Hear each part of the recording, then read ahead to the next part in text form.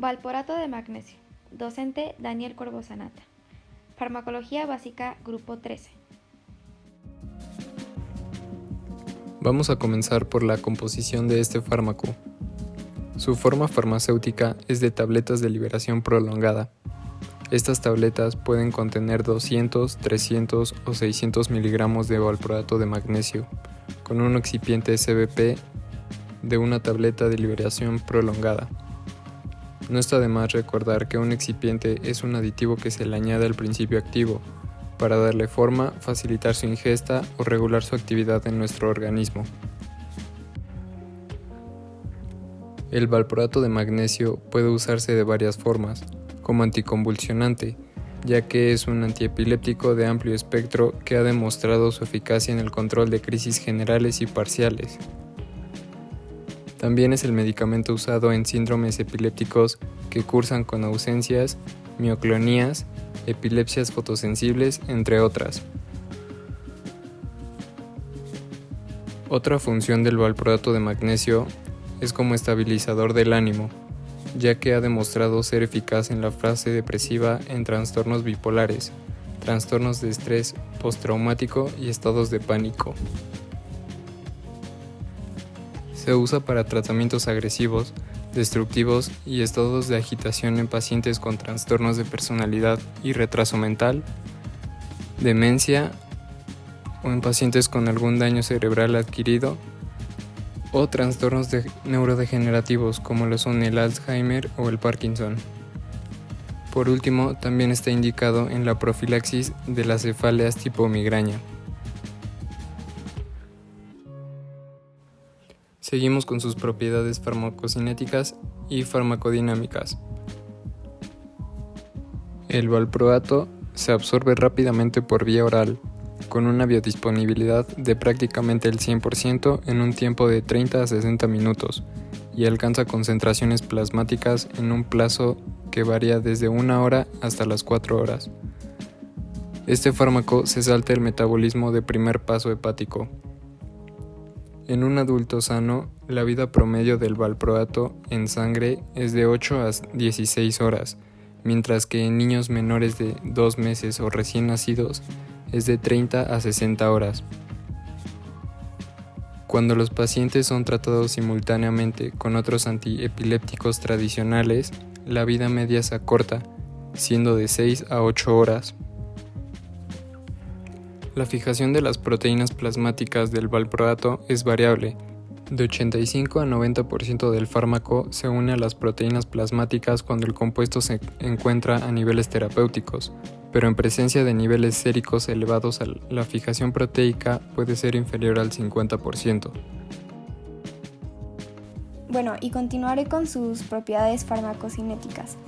Como consecuencia de su elevada fijación a las proteínas, su volumen de distribución del valproato será reducido con valores del 0.1 y 0.4 litros sobre kilogramos. Ahora, la depuración renal va a depender de la fracción libre del fármaco y esta será mayor en niños que en adultos y ancianos, por lo que las dosis pediátricas van a ser muchísimo más altas que la de los adultos. Ahora, en el caso de la sal magnésica, la absorción del valproato será muchísimo más lenta, ya que una vez que entre al torrente sanguíneo, las sales del valproato se van a hidrolizar rápidamente de ácido valproico a ácido graso. Se van a fijar en las proteínas plasmáticas con fracciones libres a niveles terapéuticos alrededor de 5 a 13%. Estos niveles terapéuticos serán de 50 a 100 microgramos sobre mililitro, con un volumen de distribución de 0.13 litros sobre kilogramos en pacientes sanos y 0.19 litros sobre kilogramos en pacientes epilépticos. El valproato penetrará en los eritrocitos y va a atravesar la barrera hematoencefálica con la ayuda de la acción de algunos transportadores específicos. Este valproato va a poder desplazarse a sí mismo de su unión de las proteínas plasmáticas a medida que sus niveles séricos vayan aumentando y como consecuencia generará que la concentración cerebral también aumente a medida que se genere un incremento en esta dosis. Y bueno, el ácido valproico se va a metabolizar en el hígado por 4 vías principales, que van a ser conjugación con ácido glucurónico, beta oxidación a ácido 3 cetovalproico, transformación del omega 1 oxidación a ácido 3 en valproico y ácido 4 hidroxivalproico. Y bueno, su eliminación del valproato será a través del metabolismo hepático mediante esta oxidación y conjugación. Solamente de un 3 a 4% será lo que será excretado sin cambios. Y bueno, ahora les hablaré de las propiedades farmacodinámicas. Y bueno, como podemos saber, farmacodinamia será lo que este fármaco le va a hacer al cuerpo. Por lo que el NT-GABA, también conocido como ácido GABA aminobutírico, va a tener una función específica y principal que será la interrupción de la transmisión de los impulsos nerviosos. El valproato va a inhibir a las enzimas encargadas de degradar este GABA, que será el GABA transaminasa, y semialdehído succínico deshidrogenasa. Esto tendrá un efecto activador sobre el glutamato descarboxilasa, que será una enzima que se va a encargar de la síntesis de este GABA a partir del ácido glutámico. Y bueno, con esto se van a dar mayores niveles de este neurotransmisor que va a potenciar sus efectos postsinápticos inhibidores. Y como resultado del valproato vamos a tener una disminución del umbral convulsivo, que va a ser el efecto que va a crear en el cuerpo del paciente. Y bueno, respecto a su efecto como estabilizador del ánimo, va a tener propiedades neuroprotectoras y efectos neurotróficos estabilizadores de los estabilizadores, en mayor medida gracias a la inhibición del glicógeno sintasa sinasa 3, que va a mejorar la resistencia y plasticidad de las células. Y bueno, finalmente esto va a generar que se suprime la pérdida del volumen de materia gris en la corteza prefrontal y en la amígdala. Como ya se vio en las propiedades farmacéuticas, específicamente en la propiedad farmacodinámica, hay una inhibición de la enzima que va a catabolizar el neurotransmisor GABA y se va a bloquear una recaptación de este mismo neurotransmisor por el sistema nervioso. Aquí podemos ver un esquema en donde se ve el ácido valproico que va a bloquear la recaptación y no va a dejar que las enzimas trabajen para catabolizar como tal este neurotransmisor GABA. ¿Qué es lo que va a provocar esto? Que va a haber mayor cantidad de GABA en el organismo y de esta manera va a haber una mejor comunicación neuronal, ayudando a las enfermedades que trata. Entre las contradicciones, encontramos que este no deberá administrarse en pacientes con enfermedad o disfunción hepática que tengan alguna alteración en el hígado, así como tampoco durante el primer trimestre de embarazo. Este ácido valproico se une fuertemente a las proteínas, por lo que puede desplazar a otros fármacos que tienen la misma propiedad y deberá tomarse en cuenta en pacientes con alteraciones hepáticas, como ya se mencionó, hematológicas y en diabéticos. Y para finalizar esta sección, las restricciones de uso durante el embarazo y la lactancia no deberá usarse durante el primer trimestre de embarazo, considerando especial cuidado durante el resto del embarazo, valorando el riesgo-beneficio de que se esté consumiendo dicho medicamento. El valproato de magnesio se une casi a su totalidad a las proteínas plasmáticas, por lo que en su paso es limitado a la leche materna, alrededor de entre el 1 al 10%. Y como ya se mencionó con anterioridad, es muy importante valorar el riesgo-beneficio durante el tiempo de lactancia. Bien, ahora les hablaré sobre las reacciones adversas y comenzaré diciendo que estas se deben al ácido valproico y no necesariamente al magnesio. El valproato frecuentemente se combina con otros anticonvulsionantes, por lo que no es fácil determinar el origen de algunas de las reacciones secundarias. Debemos de tener en cuenta que los efectos secundarios se van a presentar en una proporción mayor al 5%. En un efecto gastrointestinal, se va a presentar náuseas, vómito y también puede provocar diarrea, cólicos abdominales y en ocasiones constipación. También se ha presentado anorexia, pérdida de peso y aumento del mismo, también aumento del apetito. Estos efectos generalmente son pasajeros y rara vez requieren la suspensión del tratamiento. En el sistema nervioso central vamos a tener sedación, rara vez se va a presentar ataxia, cefalia, nistagmo, diplopía, temblor, disartria, mareo e incoordinación. En unos efectos dermatológicos se presenta pérdida de cabello, rash cutáneo, fotosensibilidad y prurito. En unos efectos psiquiátricos se puede presentar trastornos emocionales, depresión y agresividad. En efectos hepáticos se presentan elevaciones menores de las transaminasas SGOT y CGPT y las LDH, las cuales estas tres estarán relacionadas con la dosis. En unos efectos musculoesqueléticos se va a presentar debilidad y en unos efectos hematológicos ocasionalmente se va a provocar trombocitopenia y alteración de la agregación plaquetaria, aumento en el tiempo de sangrado, petequías, hematomas y hemorragias. En unos efectos endocrinos se van a presentar ciclos menstruales irregulares, amenorrea secundaria, pruebas del funcionamiento tiroideo anormales, hinchazón de la glándula parótida, galactorrea, entre otros. Y en unos efectos metabólicos se va a presentar en raros casos hiperamonemia. Y bueno, también les hablaré sobre las interacciones medicamentosas y de otro género. Esto va a suceder porque valproato tiene interacciones medicamentosas con diversos medicamentos. Algunos de los ejemplos de estas reacciones les pongo como ejemplo el medicamento precipitante, que es el ácido valproico, con un medicamento objetivo que sería el diazepam.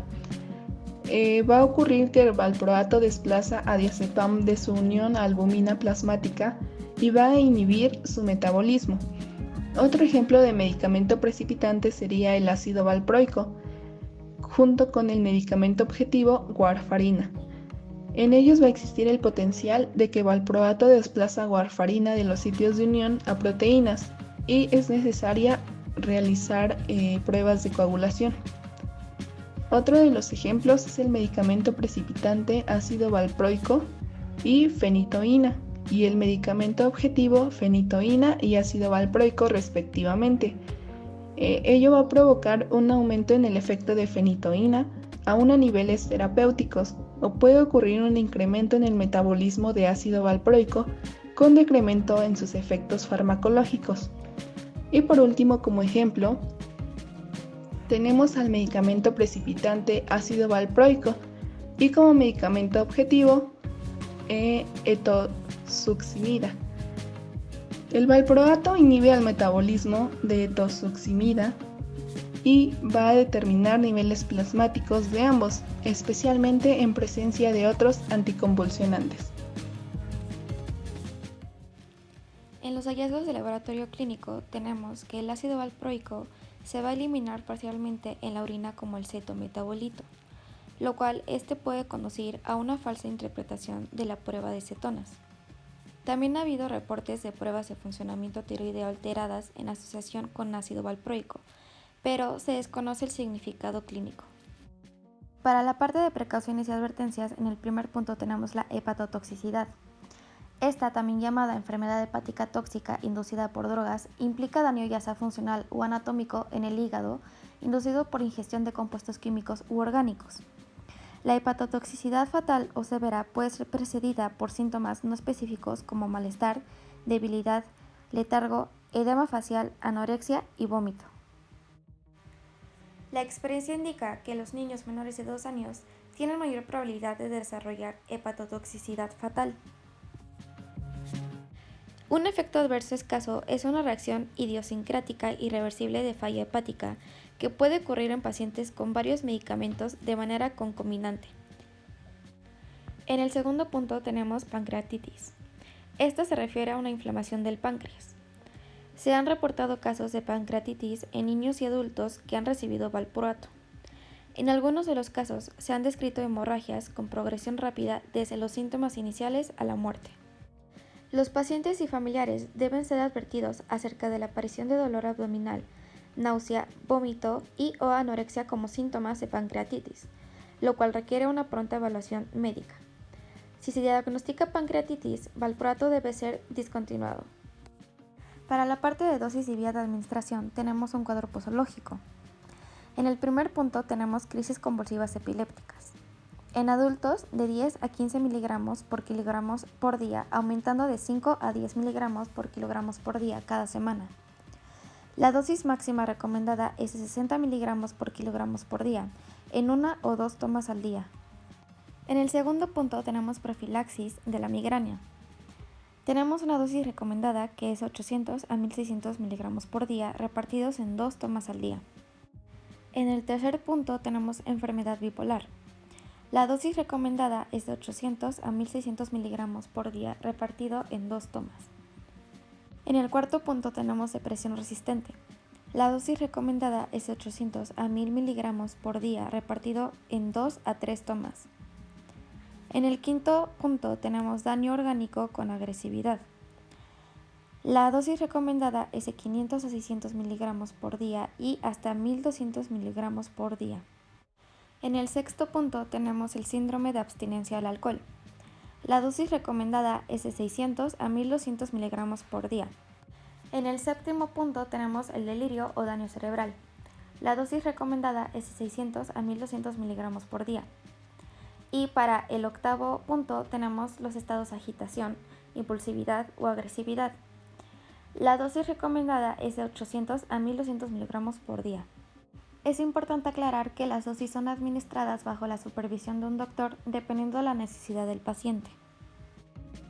Una sobredosis o una ingesta accidental de este fármaco puede resultar en complicaciones tanto leves como sería la presencia de somnolencia, inquietud motora, alucinaciones visuales o la asterexis, que es una alteración neuromuscular que consiste en la aparición involuntaria de interrupciones rítmicas de una contracción muscular voluntaria, la cual se manifiesta como un temblor en forma de aleteo de las manos provocado por relajaciones musculares repetidas. De igual manera, se puede contar con complicaciones severas, como sería el bloqueo cardíaco o un coma profundo, los cuales pueden conllevar a la muerte del paciente. El tratamiento es un lavado gástrico en el cual la eficacia depende del tiempo transcurrido entre la ingesta del fármaco y el momento del lavado, ya que el fármaco es de absorción rápida. Se deben utilizar medidas generales de absorción y mantener cuidadosamente una excreción urinaria adecuada. Se han utilizado hemodiálisis y hemoperfusión y se ha visto que la naloxona ha revertido los efectos depresores sobre el sistema nervioso central, ya que ésta revierte rápidamente una sobredosis de opioides y en teoría podría hacer reversibles los efectos anticonvulsivos. Este medicamento tiene una presentación en cajas de 10, 20, 30 o 60 tabletas, las cuales pueden ser de 200, 300 o 600 miligramos. Se recomienda almacenar el medicamento en una caja bien cerrada a una temperatura que no sea mayor a 30 grados centígrados en un lugar seco. Este medicamento ha sido clasificado en el grupo 4 de los medicamentos según el artículo 226 para la clasificación de los medicamentos, el cual dice que estos medicamentos para ser adquiridos se necesita de una receta médica, pero que puede resurtirse tantas veces como lo indique el médico. No cabe mencionar que el medicamento no se debe de administrar durante el embarazo.